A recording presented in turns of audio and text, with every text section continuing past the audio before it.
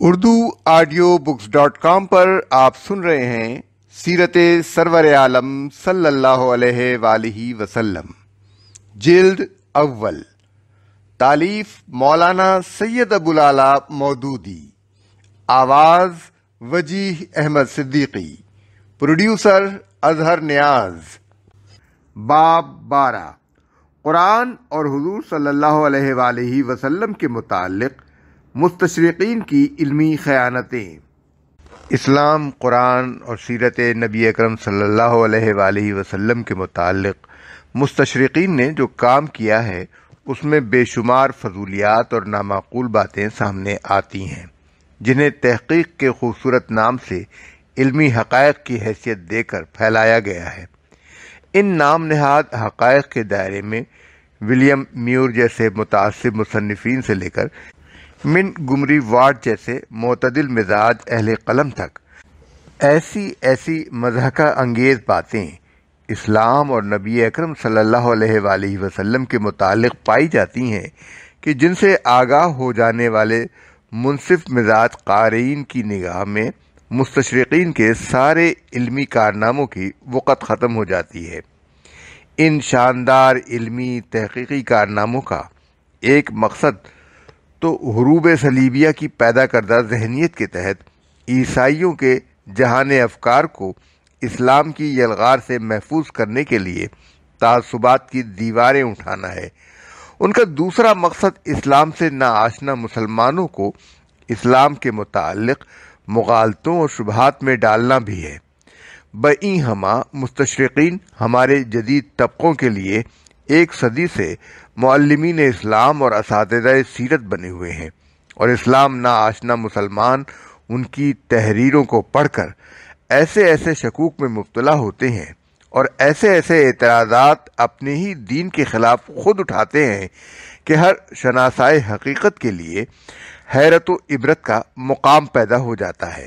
اس کتاب میں مشمولہ مواد کے فاضل مؤلف نے بحیثیت متکلم اسلام علمی دائرے میں اسلامی علوم و معارف کی تجدید کا جو وسیع کام کیا ہے، اس میں جا بجا مستشرقین کی نکتہ آفرینیوں سے تعرض کیے بغیر چارہ نہ تھا۔ حقائق کو مسخ کرنے والے ان محققین کا طلسم توڑے بغیر مسلمانوں کے جدید تعلیم یافتہ طبقوں کو اسلام کی حقیقت کے سرچشمے تک پہنچانا ممکن نہیں۔ چنانچہ سیرت نبی اکرم صلی اللہ علیہ وآلہ وسلم کے سلسلے میں اپنی جن تحریروں میں فاضل مؤلف نے مستشرقین کی مغالطہ انگیزیوں سے تعرض کیا ہے، ان میں سے جن تک ہماری نگاہ پہنچ سکی ہے ان کے ضروری اقتباسات اس باب میں پیش کیے گئے ہیں۔ اس باب کے مواد کا مطالعہ کرتے ہوئے قارئین یہ ملحوظ رکھیں کہ مستشرقین نے اسلام اور نبی اسلام کو سمجھنے میں جو غلطیاں کی ہیں اور طرح طرح کے جو مغالطے پیدا کیے ہیں، ان سب کا استقصاء جناب مؤلف نے نہیں کیا، کیونکہ خود مستشرقین کے پورے کام کو موضوع بنا کر کسی مستقل کتاب یا مقالے کی تدوین نہیں کی گئی، صرف ضروری نکات پر حسب موقع بحث اٹھائی گئی ہے۔ سیرت پاک سے متعلق مستشرقین کے دوسرے بے شمار اعتراضات کے جوابات مختلف ابواب میں شامل ہیں،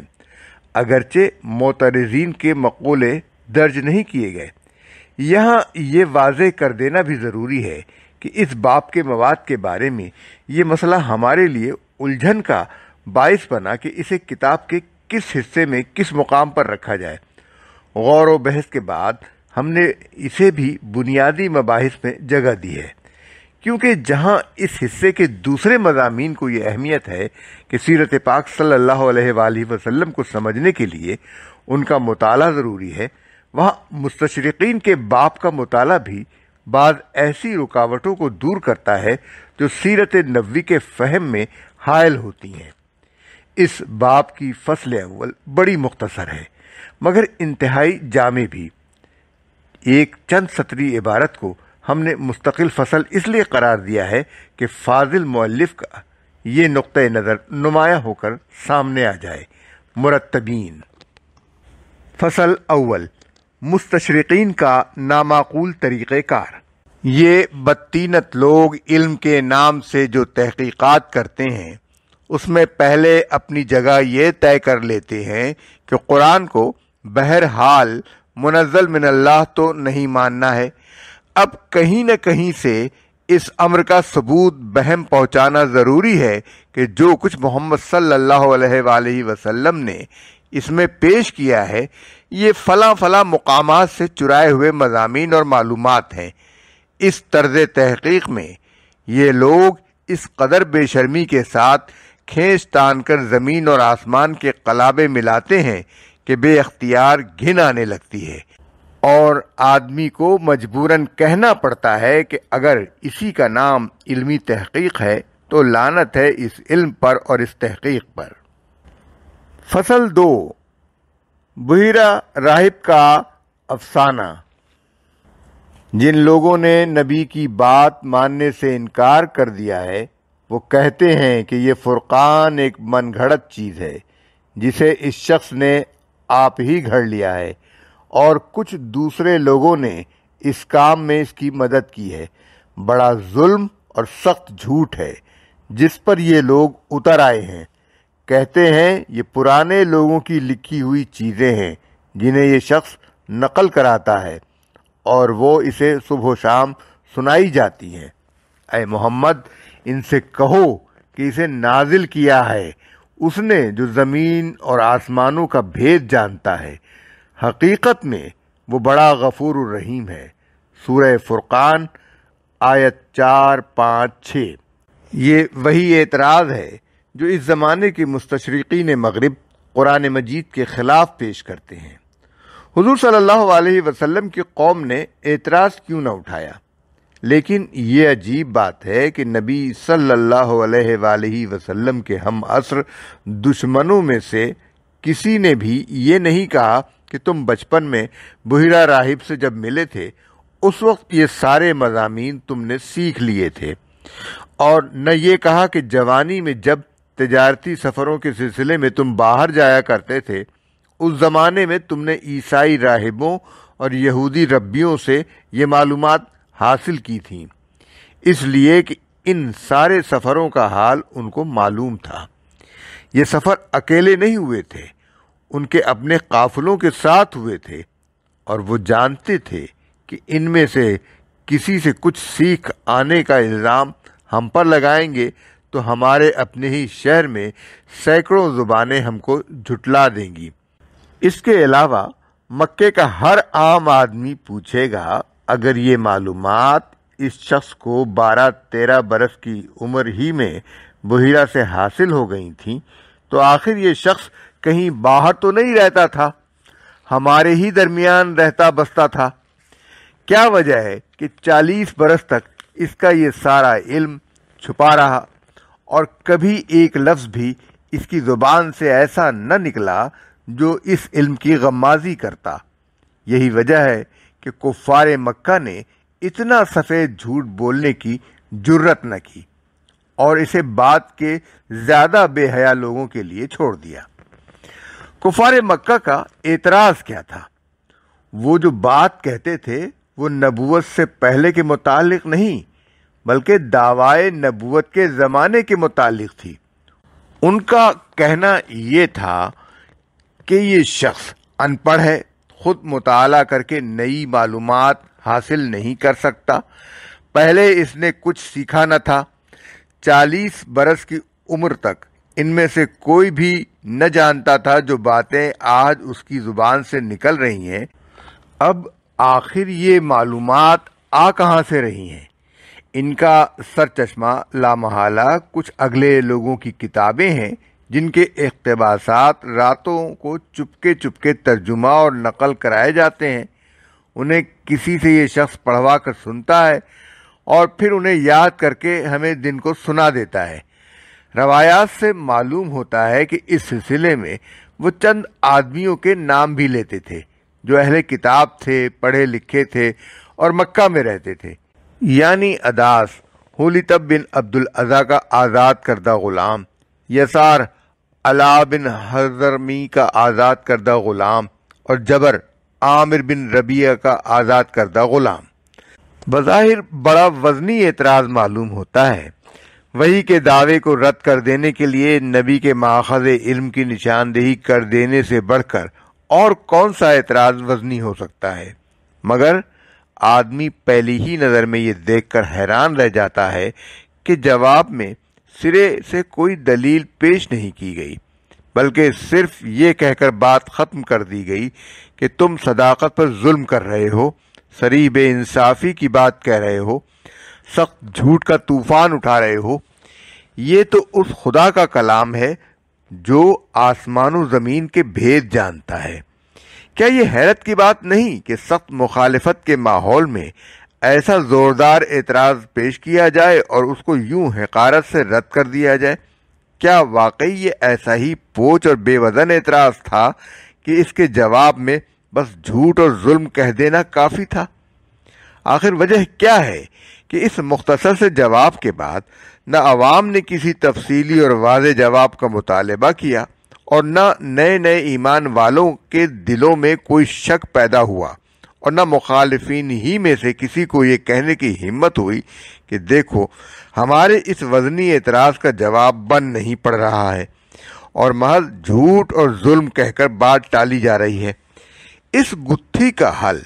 ہمیں اسی ماحول سے مل جاتا ہے جس میں مخالفین اسلام نے یہ اعتراض کیا تھا۔ اس حل کو پا لینے کے لیے مؤلف نے ذیل کی تنقیحات قائم کی ہیں۔ پہلی تنقیح: وہ ظالم سردار جو ایک ایک مسلمان کو مارتے کوٹتے اور تنگ کرتے پھر رہے تھے، ان کے لیے یہ بات کچھ بھی مشکل نہ تھی کہ جن جن لوگوں کے متعلق وہ کہتے تھے کہ یہ پرانی کتابوں کے ترجمے کر کر کے محمد کو یاد کرایا کرتے ہیں، ان کے گھروں پر اور خود نبی صلی اللہ علیہ وآلہ وسلم کے گھر پر چھاپے مارتے اور وہ سارا ذخیرہ برآمد کر کے پبلک کے سامنے لا رکھتے جو ان کے زوم میں اس کام کے لیے فراہم کیا گیا تھا۔ وہ عین اس وقت چھاپا مار سکتے تھے جبکہ یہ کام کیا جا رہا ہو، اور ایک مجمع کو دکھا سکتے تھے کہ لو دیکھ لو یہ نبوت کی تیاریاں ہو رہی ہیں۔ بلال رضی اللہ عنہ کو تپتی ریت پر گھسیٹنے والوں کے لیے ایسا کرنے میں کوئی آئین و ضابطہ مانے نہ تھا، اور ایسا کر کے وہ ہمیشہ کے لیے نبوت محمدی کے خطرے کو مٹا سکتے تھے، مگر وہ بس زبانی اعتراض ہی کرتے رہے اور ایک دن بھی یہ فیصلہ کن قدم اٹھا کر انہوں نے نہ دکھایا۔ دوسری تنقیح: جن لوگوں کے نام وہ اس سلسلے میں لیتے تھے وہ کہیں باہر کے نہ تھے، اسی شہر کے رہنے والے تھے۔ ان کی قابلیتیں کسی سے چھپی ہوئی نہ تھیں۔ ہر شخص جو تھوڑی سی عقل بھی رکھتا تھا یہ دیکھ سکتا تھا کہ محمد صلی اللہ علیہ وآلہ وسلم جو چیز پیش کر رہے ہیں وہ کس پائے کی ہے، کس شان کی زبان ہے، کس مرتبے کا ادب ہے، کیا زور کلام ہے، کیسے بلند خیالات اور مضامین ہیں، اور وہ کس درجے کے لوگ ہیں جن کے متعلق کہا جاتا ہے کہ محمد صلی اللہ علیہ وآلہ وسلم ان سے یہ سب کچھ حاصل کر کر کے لا رہے ہیں۔ اسی وجہ سے کسی نے بھی اس اعتراض کو کوئی وزن نہ دیا۔ ہر شخص سمجھتا تھا کہ ان باتوں سے بس دل کے جلے پھپھولے پھوڑے جا رہے ہیں، ورنہ اس قول میں کسی شبہے کے قابل بھی جان نہیں ہے۔ جو لوگ ان اشخاص سے واقف نہ تھے وہ بھی آخر اتنی ذرا سی بات تو سوچ سکتے تھے کہ اگر یہ لوگ ایسی ہی قابلیت رکھتے تھے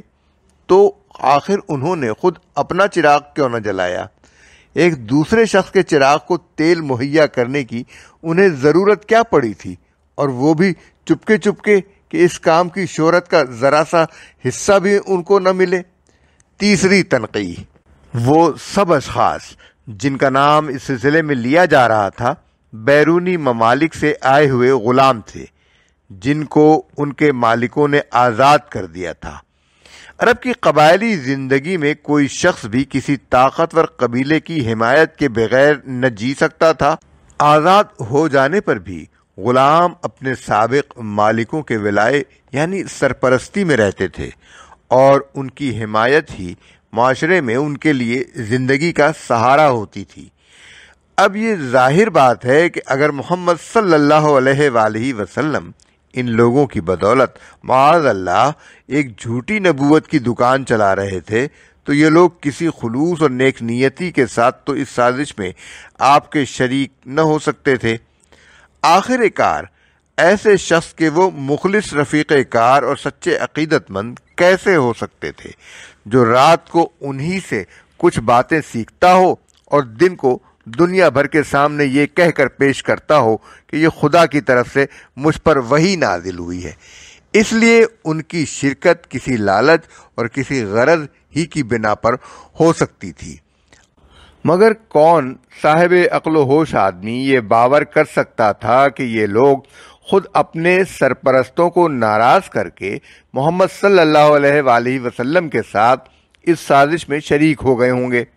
آخر کیا لالچ ہو سکتا تھا جس کی بنا پر وہ ساری قوم کے مغضوب اور مطعون اور ساری قوم کی دشمنی کے ہدف آدمی کے ساتھ مل جاتے اور اپنے سرپرستوں سے کٹ جانے کے نقصان کو ایسے مصیبت زدہ آدمی سے حاصل ہونے والے کسی فائدے کی امید پر گوارا کر لیتے؟ پھر یہ بھی سوچنے کی بات تھی کہ ان سرپرستوں کو یہ موقع تو آخر حاصل ہی تھا کہ مار کوٹ کر ان سے سازش کا اقبال کرا لیں۔ اس موقع سے انہوں نے کیوں نہ فائدہ اٹھایا اور کیوں نہ ساری قوم کے سامنے خود انہی سے یہ اعتراف کروا لیا کہ ہم سے سیکھ سیکھ کر یہ نبوت کی دکان چمکائی جا رہی ہے۔